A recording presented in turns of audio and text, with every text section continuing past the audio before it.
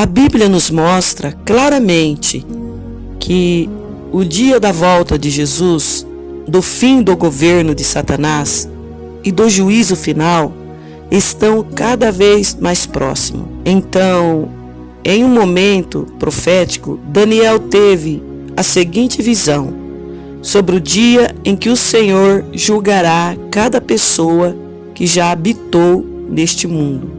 Olha o que Daniel disse: enquanto eu olhava, tronos foram postos no lugar, e um ancião se assentou. Suas vestes eram brancas como a neve, o cabelo era branco como a lã. Seu trono ardia em fogo, e as rodas do trono estava toda incandescente. E saía um rio de fogo de diante dele. Milhares e milhares o serviam. Milhões e milhões estavam diante deles. O tribunal iniciou o julgamento e os livros foram abertos. Daniel 7, 9 e 10. Você sabe pelo que será julgado quando tiver que comparecer diante do tribunal de Cristo. Nesta mensagem vou te falar de 4 coisas surpreendentes que podemos esperar naquele dia. Enquanto as situações diferentes, Jesus falou sobre a chegada do dia em que os vivos e os mortos comparecerão diante dele para prestar conta da sua vida. E no final desse dia, uma coisa acima de tudo, será julgado pelo Senhor, aquilo que fizemos com Jesus, o Filho de Deus. Nós o aceitamos como Senhor e Salvador, acreditamos nele e buscamos seguir os seus mandamentos, ou nós o rejeitamos, o ignoramos e vivemos nossa vida aqui na terra, como se ele nunca tivesse existido. Se rejeitarmos a oportunidade da salvação por meio do sacrifício de Jesus Cristo, seremos condenados eternamente.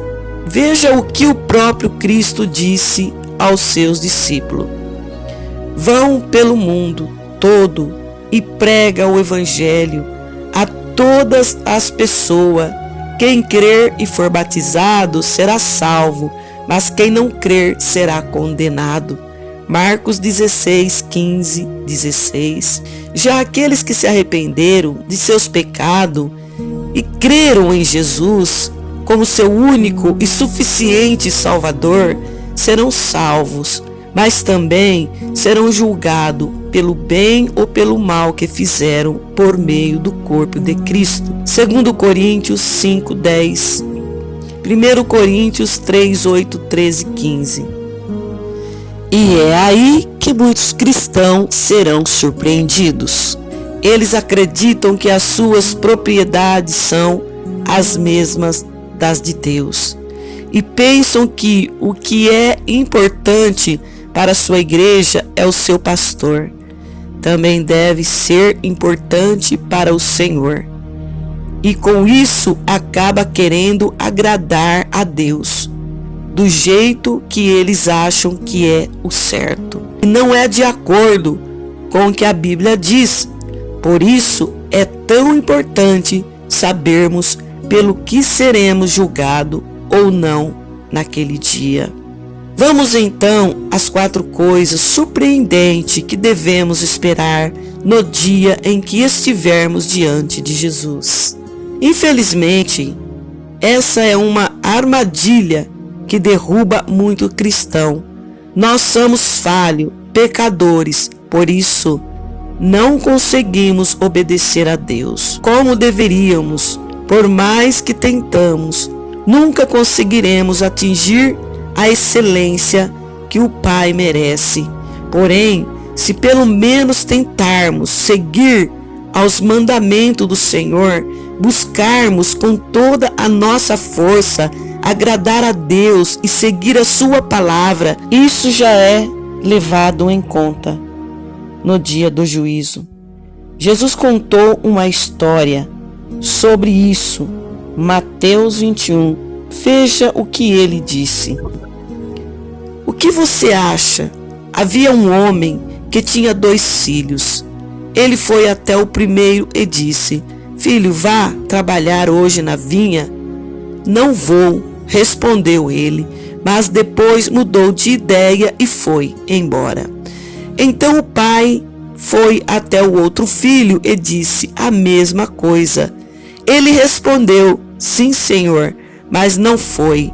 Qual dos 2 fez o que o seu pai queria? O primeiro, responderam eles.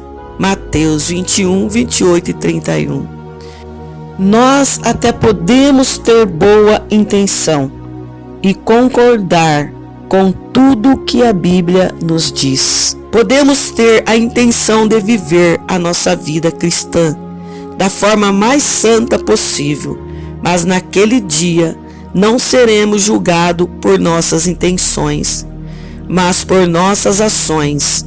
Então, por mais pecador que você seja como o primeiro filho da parábola de Jesus e faça o que o Pai espera de você. Isso pode ser bem complicado, pois é isso que boa parte da igreja prega nos dias de hoje. Para muitos líderes espirituais, o que conta é que você vá à igreja no domingo, sente-se em um banco por umas 2 horas por semana, cante alguns louvores, ouve a pregação, deixe o seu dízimo, a sua oferta e volte para sua casa. Resumindo, se você apenas aparecer para fazer número, já basta. Mas esse pensamento vai totalmente contra a verdadeira definição de igreja. Quando Jesus se aproximou de Pedro e disse aos discípulos que sobre ele edificaria a sua igreja, Mateus 16, 18, Cristo estava se referindo às pessoas pelas quais ele deu a própria vida para salvá-la. Não tinha nada a ver com templos ou denominações religiosas. A igreja nunca foi um prédio, ela nunca foi uma placa. A igreja sempre foi aquela que seguiu e serviu a Cristo, cumprindo seus mandamentos. Dias após dias, independente da circunstância, você não será julgado pela quantidade de culto que você participou, será julgado por como você cumpriu os mandamentos de Jesus durante o tempo que você viveu nesta terra. Quando os discípulos perguntaram a Jesus sobre o fim dos tempos e o dia do julgamento, o mestre aproveitou aquela oportunidade para contar a parábola dos talentos, Mateus 25, 4 e 30. Nessa história, um homem parte em uma longa viagem e dá a 3 de seus servos 3 somas diferentes de dinheiro. Quando o senhor daquele servo volta, aqui já se referindo ao dia do julgamento, ele responsabiliza pelo que fizeram, com o que foi dado a eles. O primeiro dos 2 servos receberam quantia diferente, mas ambos dobraram o que lhe foi dado e foram elogiados por isso. Já o terceiro servo foi condenado por não ter aproveitado ou investido aquele valor para dar o retorno ao seu senhor. Tem muitas pessoas que procuram o seu pastor por não terem um dom de Deus ou um talento especial. Elas ficam tristes porque não fazem parte do ministério de louvor, porque não são boas pregadoras, por não conseguir orar em línguas, ter sonhos proféticos ou qualquer outra coisa que outros irmãos ou irmã da igreja faz. Mas o que esses cristãos se esqueceram é que cada um recebe tipo diferente de dons e que não serão comparados a ninguém. Não importa se você recebeu 2 ou 3 talentos, importa o que você está fazendo com ele. Por isso, meu querido, desenvolva o potencial que Deus colocou em sua vida. Peça ao Espírito Santo para te ajudar a encontrar aquilo de especial que o Senhor te confiou. Faça com que isso gere fruto para o reino de Deus, pois é isso que o Senhor pedirá. Conta naquele grande dia. Outra história que Jesus contou a seus discípulos é conhecida como a separação das ovelhas e dos bodes. E esta está em Mateus 25. Nela, Cristo conta que o rei vem para julgar o seu povo e o separar daqueles que não fazem parte dele. É o critério que o Senhor usará para fazer essa separação. E surpreendente, Jesus disse: então o rei dirá aos que estiverem à sua direita: venha, bendito de meu Pai, receba como herança o reino que lhe foi preparado desde a criação do mundo, pois eu tive fome e vocês me deram de comer. Tive sede e vocês me deram de beber. Fui estrangeiro e vocês me acolheram. Necessitei de roupa e vocês me vestiram. Estive enfermo e vocês cuidaram de mim. Estive preso e vocês me visitaram. Mateus 25, 34, 36. Então aqueles homens e mulheres de Deus ficaram surpresos com a fala de Jesus e perguntaram: Senhor, quando foi isso?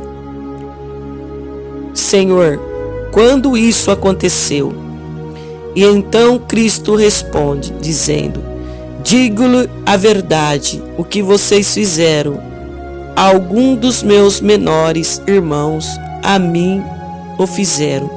Mateus 25, 40.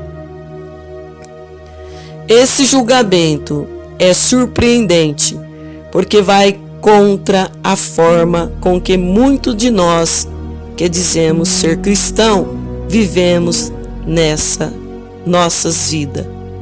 Hoje, nós sabemos que o maior mandamento de Cristo, devemos amar a Deus com todo o nosso coração, com toda a nossa alma, com a nossa mente e com a nossa força. Porém, nós esquecemos da segunda parte dessa ordenança e não assumirmos a responsabilidade deixada por Cristo de amar aos outros como a nós mesmos.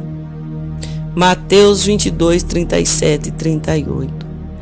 Acreditamos que se concentrarmos toda a nossa atenção